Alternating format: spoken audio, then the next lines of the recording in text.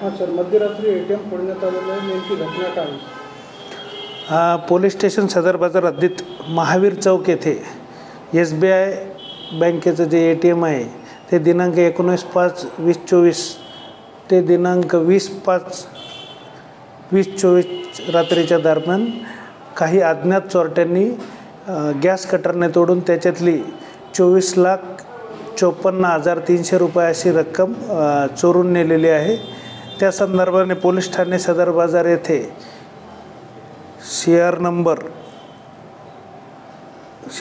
नाही का 518 कलम 461-379 अन्वये गुन्हा दाखल करण्यात आलेला आहे आणि सदर गुन्ह्यासंबंधाने पोलीस ठाण्याचे DB पथक तसेच LCBच्या 2 टीम व पोलीस स्टेशनचे DB पथकाची टीम असे 2 पथकं आरोपीचा शोध घेणे कामी रवाना झालेले आहेत।